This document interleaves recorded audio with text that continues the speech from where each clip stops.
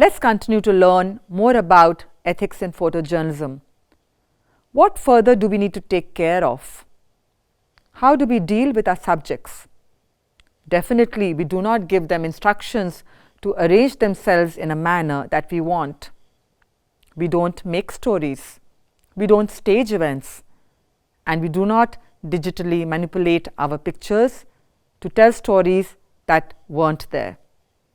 Let's go over to Mr. Dinesh Krishnan, who tells us more about these. The very basis of the ethics of photojournalism. No, I would not want to make up something. To make a great image, I will not make up something. No, I mean the idea of,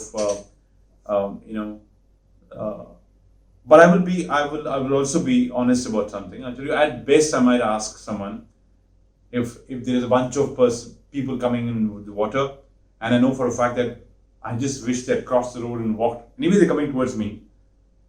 I say cross over and walk because I'm getting a better view from here of the landscape, and that side is too dark water. That much. Beyond that, don't change the subject.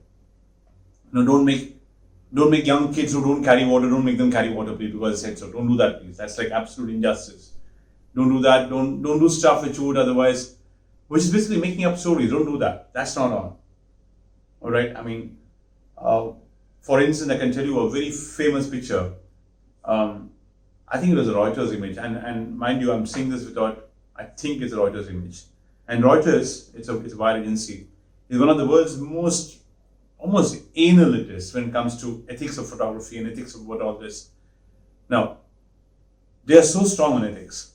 One of the photographers, I think in the Iraq War, he took a picture of a city being bombed, Baghdad it was, of city being bombed, and there was smoke. The frame of this, it's a view from the top of a hotel, 5-star hotel, where it's completely, you can see ruins and like, it's a bombed out city.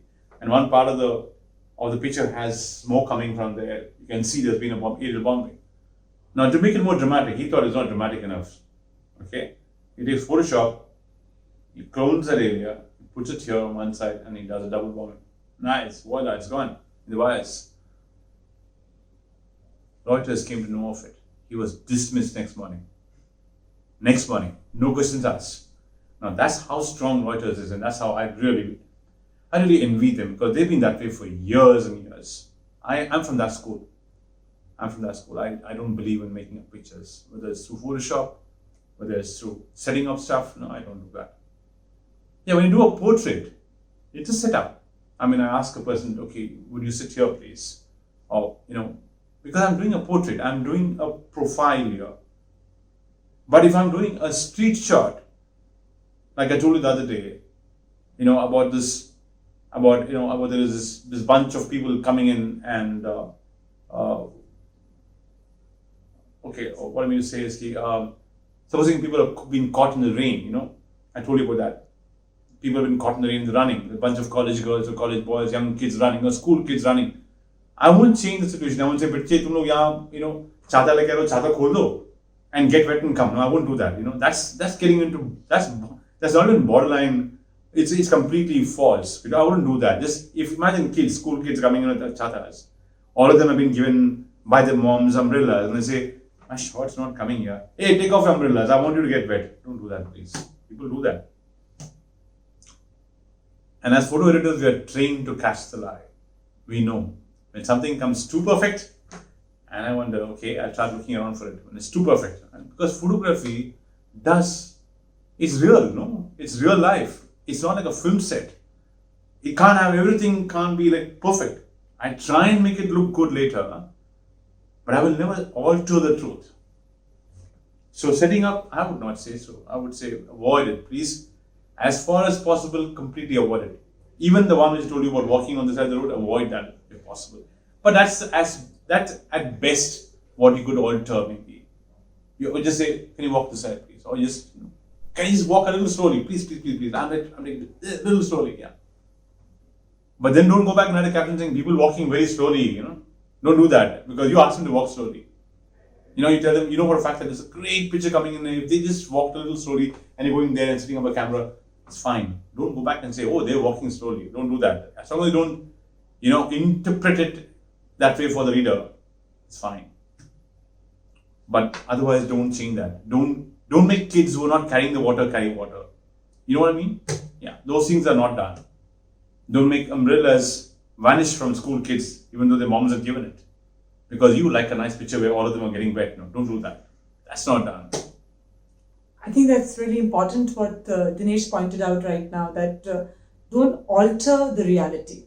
The reality as it is, as it were, is what Nice or not nice. Yes. That's reality. I mean, we show that, but while we show that, of course, we frame it. We decide where we are standing or sitting or kneeling on the ground. Yep. We decide our position, in relation to the subject. You decide a focal length. Yes, which will Those are determine. things which make pictures come alive. Absolutely. But don't change the truth. Yeah. So in that sense, we are interpreting reality. Yes, we are interpreting and presenting in a certain way where I would say some subjectivity comes in, because we are subjective. Each one of us, if I take a photograph of an object that I am facing or a subject, and if Dinesh takes it, our photographs may come out to be very different from each other because of the ways of seeing that he has, which is coming from who he is and his background and his interests. Very true, absolute truth this is.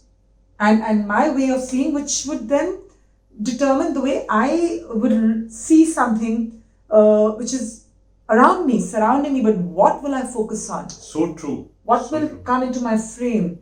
So I think that decisions we are taking responsibility for. Yep.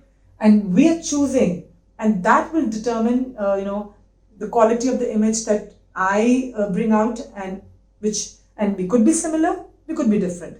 But we do not doctor reality. We do not alter reality. We do not change it to meet the ends that we think we want to get out of it. Yeah, absolutely.